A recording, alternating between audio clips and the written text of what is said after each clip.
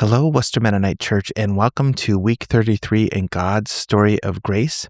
This week, we are reflecting on Jesus' feeding of the 5,000, and we will be doing that by examining several Old Testament readings and looking at how those readings flow into the New Testament readings found in John chapter 6.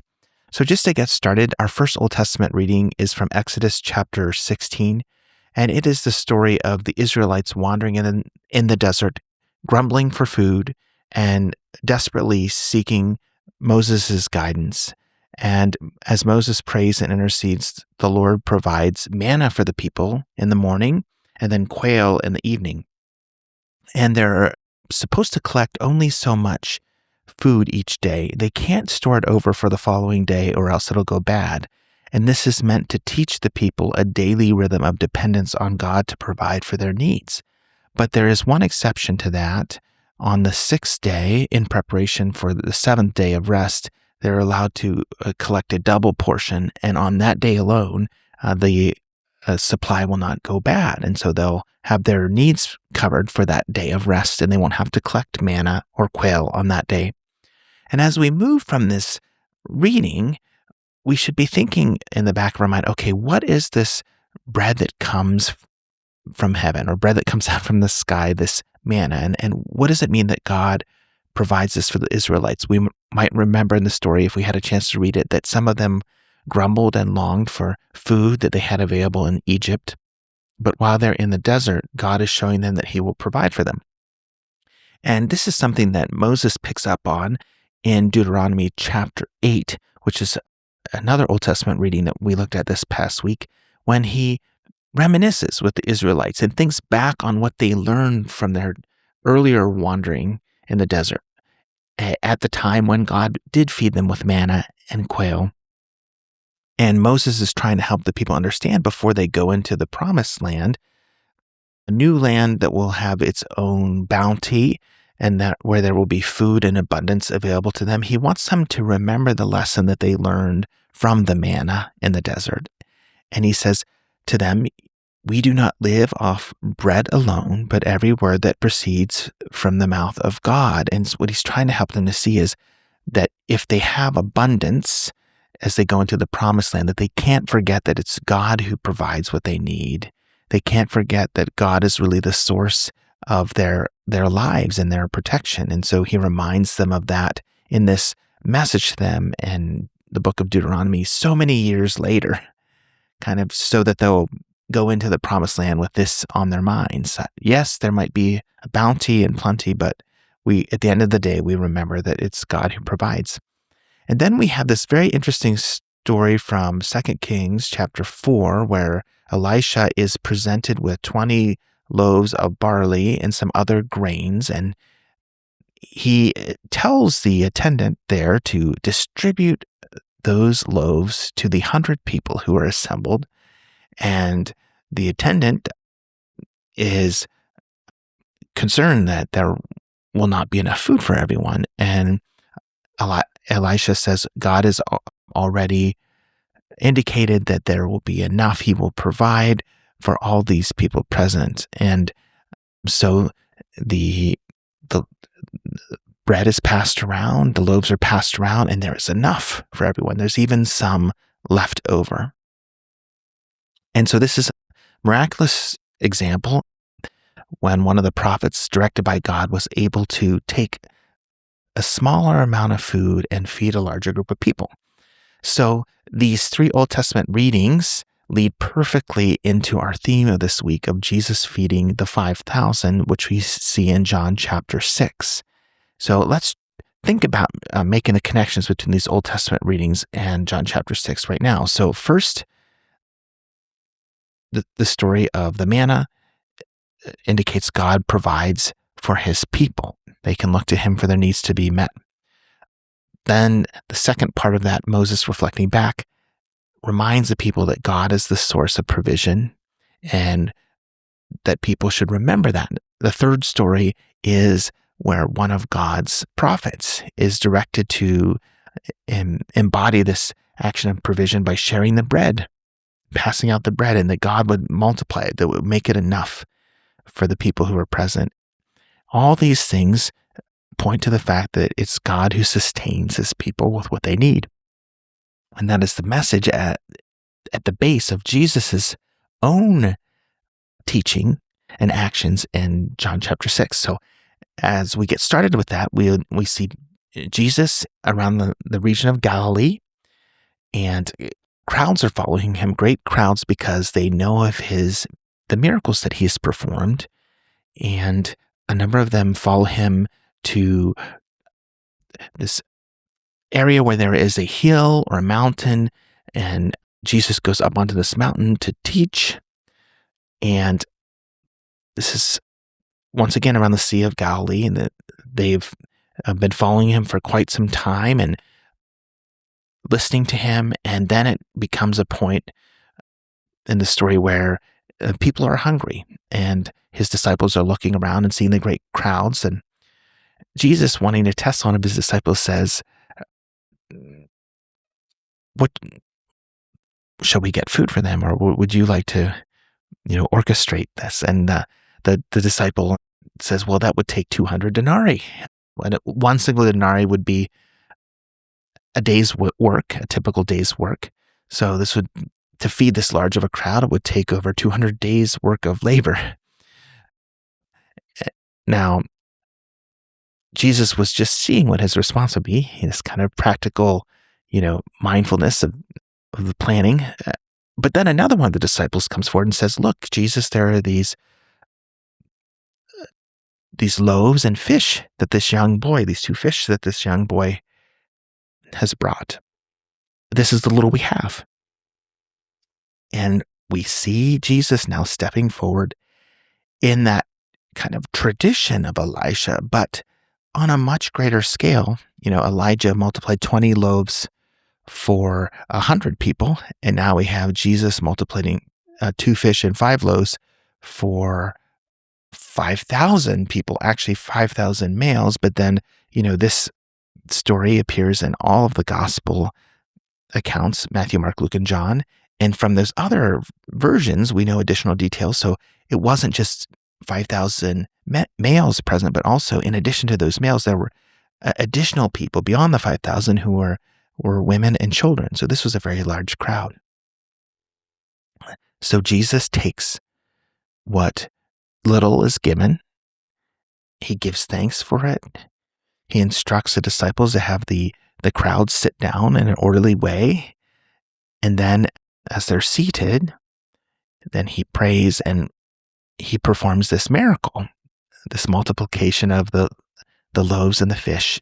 And they pass it around to the people there seated, and they're satisfied. They eat to their fill, and there is food left over, and they actually collect the extra bread in baskets. And it's a wonderful sign of God's provision and of bounty. And then if you were following our reading plan this week, you will see that there are several parts to John chapter 6 that we broke out into separate readings. So the first one was about this miracle, but then Jesus withdraws from the crowd because he senses that they're very moved by his miracle of multiplying the bread, but they're not drawing the conclusions from it that he wants to emphasize with his ministry. They want to make him a king after this miracle by force. And Jesus knows that his path is to go to the cross and to provide life through the gift of himself. And so a immediate kingship goes against the timing and his calling of what he's to do. And so he withdraws from the crowd to another area around Galilee, the Sea of Galilee. A number of them follow him. And then in John 6, again, we return to this conversation about bread. And Jesus wants to correct the misunderstanding of the crowd in this section. So he says, "I am the bread that comes from heaven." It's bread that is different from the manna that your ancestors ate, because when those ancestors ate that type of manna, they eventually died. But when you eat the bread that I give, when you eat the flesh of the Son of Man and drink his blood, you will have eternal life and not die, and he will raise you up on the last day. Well, this teaching was very hard.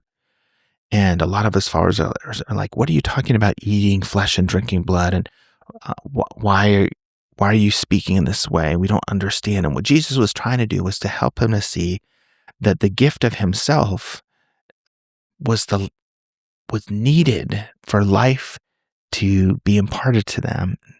And so the multiplication of the bread was not just a miracle for its own sake, centered on physical food alone, but it was actually to point to the deeper reality that Jesus is the bread from heaven. He's the one who's come to give spiritual sustenance and life to people.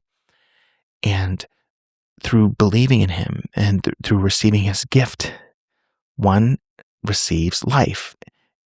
And so he was trying to explain that, but a number of who were following him at that time fell away, that the teaching was too hard for them. So he turned to the 12 and he asked them, are you too going to desert me? And Peter, speaking for the 12, says, Lord, to whom should we go?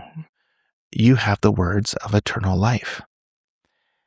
And it's a very poignant moment where Jesus's 12 disciples go deeper in their commitment to follow Jesus. And some who had been following him, maybe because of their own assumptions about what he was going to do and about what the direction his ministry was going, or the meaning of the miracles he was performing, when their assumptions weren't met in the way that they wanted, they deserted.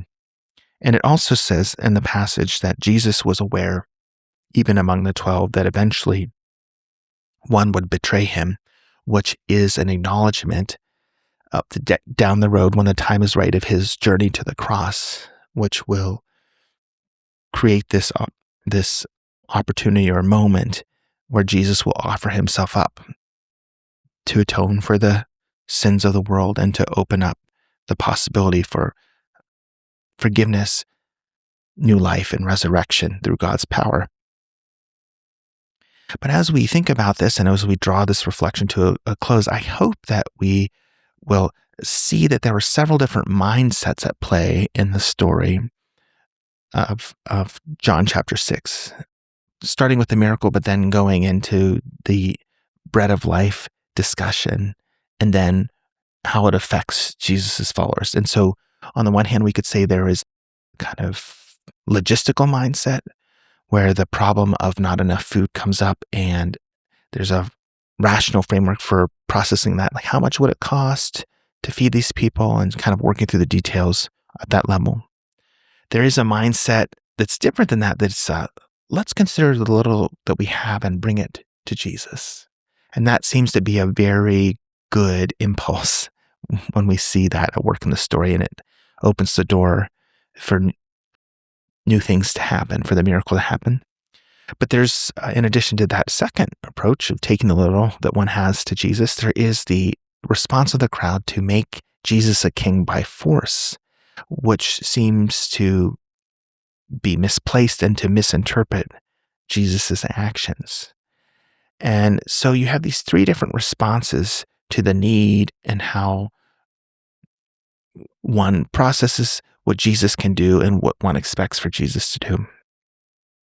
And in the midst of all that, Jesus keeps pointing back to the reality that he is there to offer the gift of life and of grace, and inviting those who are present to believe in him and to follow him and to receive from him.